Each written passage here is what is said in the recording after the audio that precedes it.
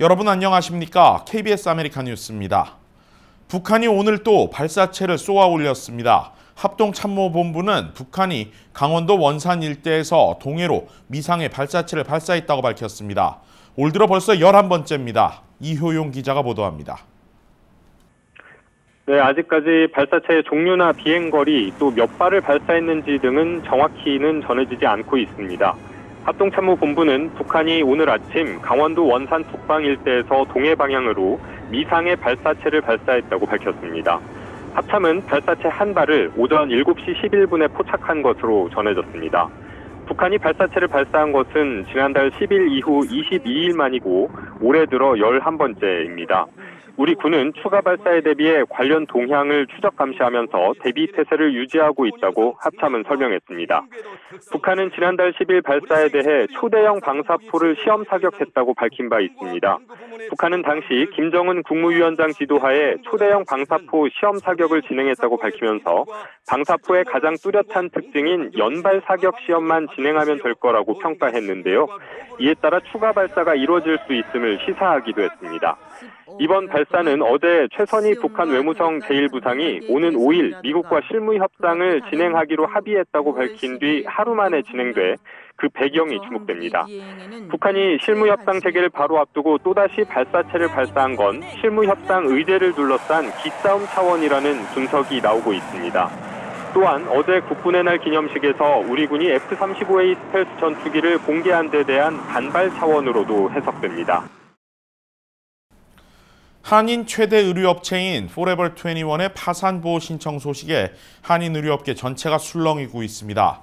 협력 계약 업체들의 반응은 조금씩 차이가 있는데요. 파산 배경과 회생 가능성까지 짚어봅니다. 자, 이유수 기자. 포레버 21 결국 파산 보호 신청까지 했습니다. 어제 보도를 저희가 했고요. 일단 그동안의 배경부터 설명해 주시죠. 네, 포에버 21은 10대, 20대 젊은 여성층 중심의 유행에 굉장히 빠르게 대응하는 이른바 주니어 패스트 패션을 중심으로 성장을 거듭했는데요. 네. 유행에 빠르게 대응하는 옷들을 저렴한 가격으로 공급하려면 여러 중소업체들과의 협력 관계들이 중요합니다. 네. 그러다 보니 유통 규모를 늘리기 위해서 지난 2016년까지 공격적으로 매장을 좀 늘리는 그런 선택을 했고요. 네. 이 사이 트렌드를 따라가기 바쁜 주니어 브랜드 본연의 업무에 좀 소홀해졌다 이렇게 볼 수 있겠습니다. 정작 가격만 저렴하고 유행에는 민감하지 못했다는 그런 인식이 소비자들 사이에 돌기 시작을 했고 여기에 온라인 시장 진출에 적절히 대응하지 못하면서 손실이 계속 늘어났습니다. 네, 유행과 소비가 빠른 브랜드, 이제 패스트 패션이라고 하죠.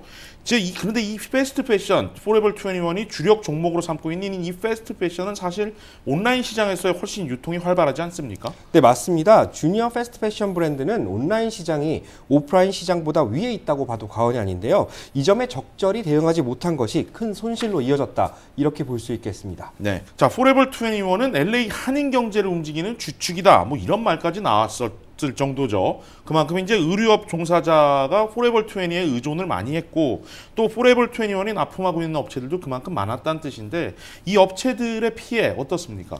네, 울산 현대자동차 공장이 어려움을 겪자 울산 시민들이 고민에 빠졌다. 뭐 이런 뉴스 많이 나오지 않습니까? 네. 여기도 그렇게 보면 빠르겠습니다. 네. 가장 큰 납품업체인 포에버 21과 연계된 한인업체가 전체 한인 도매업체의 절반을 넘습니다. 또 이런 납품업체와 하청 협력 관계를 유지하고 있는 미국과 해외 봉제 공장에도 큰 여파가 미칠 것으로 예상됩니다. 예, 분명 영향이 없지는 않겠죠. 근데 한편으로는 그 여파가 아주 크지도 않고 또 아주 작지도 않다. 이런 말이 들리는 이유는 무엇입니까? 네, 포레버 21에 납품하는 업체들은 규모가 제법 큰 업체와 영세 업체로 구분할 수 있겠는데요. 네. 두 형태의 업체 간의 반응은 살짝 다릅니다. 일단 큰 업체들은 자사 브랜드를 론칭하기도 하고 독자 생존의 방법을 연구해 왔습니다. 네. 언제든 납품 관계가 끊어져도 살아남을 수 있고 또 자신들도 포에버 21처럼 성장해야 한다는 생각이 깔려 있었기 때문이죠. 네. 그 덕에 이번 파산 보호 신청으로 인해 피해에 대비할 수 있는 그런 시간도 좀 있었다라고 볼 수 있겠습니다. 네. 취재한 업체들 중에는 또 포에버 21을 있기에 자신들이 성장을 했다고 믿고 당장 손해를 좀 보더라도 납품을 밀어주며 대형 바이어를 정상화시켜야 한다. 이런 입장도 내보였습니다. 네. 그렇다면 소규모 업체들 같은 경우는 좀 피해가 좀 크다 이렇게 볼 수 있는 건가요? 네, 소규모 업체들의 경우 좀 비상이 걸렸습니다. 이들은 일감을 받아 납품을 한 뒤 수금을 해야 영업이 계속 이어지는데 포에버 21이 돈을 줄 수가 없게 되는 상황이거든요, 지금. 그렇게 되면 추가 주문이 들어와도 하청인 봉제 공장에 주문을 넣을 수 없기 때문에 자금 유동성에 심각한 문제가 생깁니다. 그렇군요. 그래서 의존도가 높은 중소업체들의 경우 포에버 21이 정상화가 진행될 때까지 큰 어려움을 겪을 수밖에 없을 것으로 전망이 되고요. 경쟁력이 약한 업체의 경우 어떻게 보면 문을 닫을 수밖에 없는 그런 상황까지 예상할 수 있겠습니다. 네, 사실 포레버 21이 오래전부터 자금 유동성 위기가 있었다 이런 말은 계속 들려오지 않았습니까? 네, 포에버 21의 파산설은 약 3년 전부터 흘러나왔는데요. 다시 말하면 협력 업체들도 만약에 있을지 모르는 파산에 대비할 시간적 여유가 있었다고 볼 수 있겠습니다. 네. 1년 전부터 이에 대비한 업체들의 경우 납품 물량을 전체 출고량의 10분의 1 수준까지 떨어뜨렸고요. 포에버 21에 대한 의존도를 최소화시키며 추이를 좀 지켜봤다고 볼 수도 있습니다. 네. 앞서 파파야라든지 중소업체들이 줄 도산한 전례도 있었던 만큼 어느 정도는 이제 한인 의류업계가 만약의 상황에도 대비해 왔다 이렇게 볼 수 있겠습니다. 네, 자 일단 포레버 21이 완전히 파산을 한 건 아니죠. 어디까지나 파산 보호 신청을 한 것인데 앞으로의 이제 회생 절차가 어떻게 되는지도 또 궁금합니다. 네, 포에버 21은 지금 글로벌 시장 철수 그리고 매장 축소를 중심으로 정상화에 나서고 있습니다. 우선 중국과 일본 같은 그 아시아권 매장을 중심으로 전 세계 매장의 60% 이상을 이미 없앴거나 축소시키고 있는 상황인데요. 네. 매장 수가 줄어들게 되면 직원 수가 감소하고 여기에 대한 인건비 그리고 물류비에 대한 감축이 가능합니다. 네. 당분간 내실 경영을 추진하면서 손실망대에 주력할 것으로 보이지만 부채 수준이 좀 10억에서 100억 달러에 달하는 만큼 구조조정에도 박차를 가할 것으로 보입니다. 그리고 당분간 미국 내 대도시 매장 그리고 남미에 있는 매장은 정상 운영을 이어간다는 방침으로 알고 있습니다. 네, 알겠습니다. 한인 의류업계의 상징적인 신화였죠. 포레버 21이 어려움에 처했습니다. 아무쪼록 한인 업체들과 또 연계도 있는 만큼 구조조정과 기업 회생이 꼭 성공을 해야 되겠습니다. 알겠습니다. 여기까지 듣겠습니다. 이유수 기자였습니다. 다음 소식입니다. 한인 여성 중 가장 많이 발병하는 암 1위는 유방암입니다. 근데 정작 한인 여성들의 유방암 검사율은 미국 여성의 평균보다 낮은 실정인데요. 한인단체와 의료계가 10월 전국 유방암 인식의 달을 맞아 캠페인을 시작합니다. 김경일 기자입니다. 연방질병통제예방센터 CDC가 조사한 여성 유방암 검사율은 40세 이상의 경우 64%, 50세는 68%로 나타났습니다. 한인 여성의 검사율은 48%로 CDC 조사 결과보다 20% 정도 낮은 실정입니다. 초기 유방암은 대체로 통증이 없어 주기적인 예방검사로 조기 발견하는 것이 관건입니다.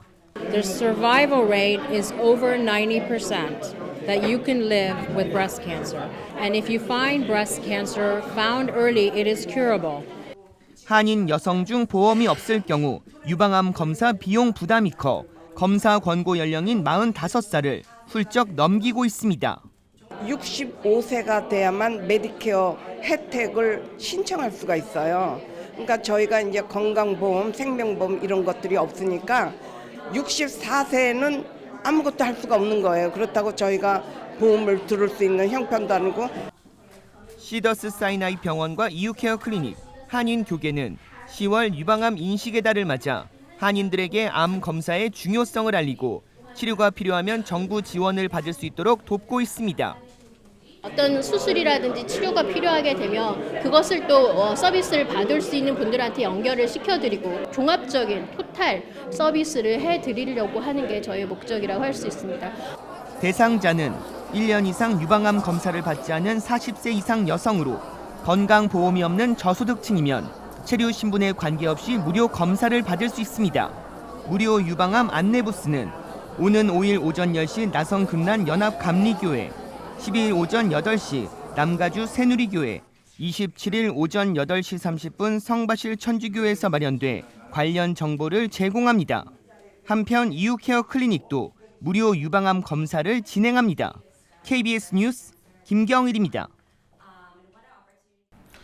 한인타운의 한 지하철역에서 노래를 부르는 여성의 영상이 소셜미디어를 타고 알려지면서 화제입니다. 이 여성의 사연이 알려지자 곳곳에서 도움의 손길이 쏟아지고 있습니다. 박시몬 기자가 보도합니다.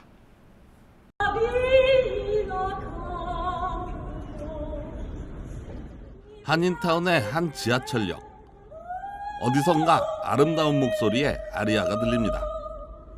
이 여인의 영상은 SNS를 타고 순식간에 퍼져나가더니 일주일이 채 안 된 오늘 조회수는 90만 회에 육박했고 아직까지도 찬사의 댓글이 이어지고 있습니다. 아름다운 목소리의 주인공은 52살의 에밀리 자모우르카로 러시아에서 24살 때 건너온 이민자입니다. 피아노와 바이올린을 가르치던 에밀리는 건강이 악화되며 노숙자로 전락한 것입니다. 심지어 3년 전 가지고 있던 바이올린마저 도난당해 생계 수단이었던 공연마저 할 수 없게 돼 노래를 부르게 됐다고 알려졌습니다.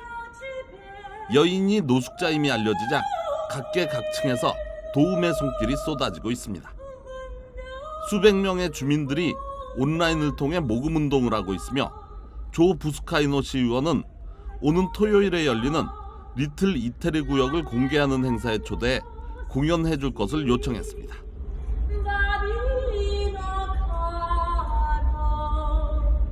KBS 뉴스 박시몬입니다. 전라남도 완도군이 LA 상공회의소와 손잡고 해양치유산업 유치에 나섰습니다. LA를 방문한 신호철 완도 군수는 미주 한인 기업 경제단체들과 손잡고 세계적인 규모의 해양치유산업을 완도군에 유치시킬 계획이라고 밝혔습니다. 해양치유산업은 청정 해양 자원을 이용해 환자들의 질병을 치료하는 방식으로 의료와 관광, 바이오 산업이 융합된 것이 특징입니다.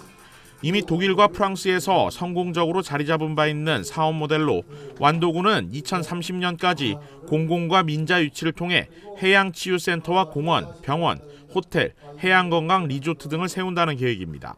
100세까지 사는 게 중요한 것보다는 건강 수명을 어떻게 늘려가느냐 하는데 많은 관심을 갖기 때문에 해양치유가 앞으로 정말 미래의 핵심 산업으로 이렇게 발전되리라 큰 기대를 하고 있습니다. 완도군은 이번 LA 방문을 통해 $10,000,000를 유치했으며 LA 한인 상공회의소와의 업무 협약을 통해 추가적인 투자도 논의할 계획입니다. 2020 센서스 인구 조사를 앞두고 뉴저지에서도 캠페인이 시작됐습니다. 제휴사 뉴욕 KBTV 박정우 기자입니다. 김영길 한인인구조사 추진위원회장의 인사말로 시작된 출범식에서는 한인 동포들의 인구조사 참여 중요성에 대해서 강조했습니다. 뉴저지주 버겐카운티장 제임스 테데스코는 인구조사 결과에 따라 1인당 약 $3,000의 연방 예산이 배정돼 도로 건설, 학교, 병원, 소방서 등 사회 인프라는 물론 선거구 재조정에 영향을 끼치게 된다고 말했습니다. 그러면서 그는 100만 명의 거주민들을 위해 아시안 커뮤니티의 적극적인 참여가 필요하다고 전했습니다. 또한 인구조사국 뉴욕 지부장 제프 베일러는 인구조사에서 사상 최초로 온라인 참여가 도입됐다는 점을 강조했습니다. 또한 추진회 측은 뉴욕 뉴저지 지역의 한인단체 및 비영리단체들과 연계해 한인 인구조사 참여 비율을 최대한 높이는 것이 중요하다며 참석자들에게 이를 광범위하게 알려야 한다는 방침입니다. 인구가 얼마나 많이 있는가에 따라서 그 해당 지역에 있는 현직 정치인들이 커뮤니티에 대해서 생각하는 태도가 달라집니다. 그래서 인구가 많이 있다는 것을 보여줘야 되는 거고. 논란이 되고 있는 센서스 정보 보안에 관해서는 그 누구도 어떤 목적으로 정보에 접근하는 것은 불가능하다며 개인적인 목적으로 사용될 일은 없을 것이라고 밝혔습니다. 추진회는 오는 10월 23일 기금 마련을 위한 골프 대회를 개최하는 등 시니어 봉사단 결성과 함께 유스 카운실 오브 포트리의 주도로 인구조사 실시 전까지 온라인과 오프라인을 통해 다양한 홍보 활동을 진행할 계획입니다. 한편 온라인 인구조사 설문은 한국어를 포함 13개 언어가 지원되며 전화 설문조사 역시 13개 언어가 지원될 계획입니다. KBTV 뉴스 박정우입니다. 오늘의 주요 단신입니다. 오늘 LA 다운타운 유니온역에서 굉음이 들렸다는 보고가 있어 한때 대피령이 내려졌습니다. LA 소방국은 오전 8시 20분쯤 현장에 도착해 조사를 벌였지만 굉음과 관련된 화재나 관련 증거는 발견되지 않았다고 밝혔습니다. 오전 유니온역 소동으로 열차 운행이 20분간 연기되기도 했습니다. 옐로우스톤 국립공원에서 48살의 남성이 온천에 빠져 심각한 화상을 입었습니다. 국립공원 관리청은 지난 29일 밤 케이드 에드먼드 시머스가 올드 페이스풀 간헐적 인근을 손전등 없이 걷다 발을 헛디뎌 온천에 빠졌다고 밝혔습니다. 시머스는 치료를 받고 있지만 위중한 상태로 알려졌습니다. 올드 페이스풀은 물이 분출 시 섭씨 95도에 달합니다.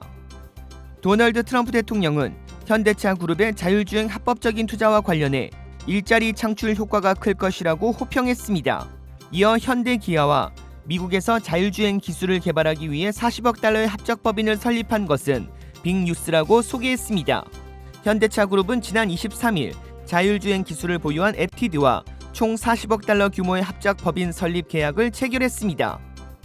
33년 만에 전모가 드러난 화성 연쇄살인 사건의 유력 용의자 이춘재가 모든 범행을 자백했습니다.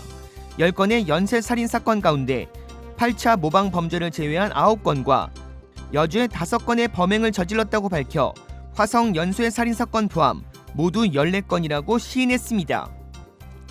토트넘의 손흥민 선수가 유럽 축구연맹 챔피언스리그 첫 골이자 시즌 3호 골을 터뜨렸습니다.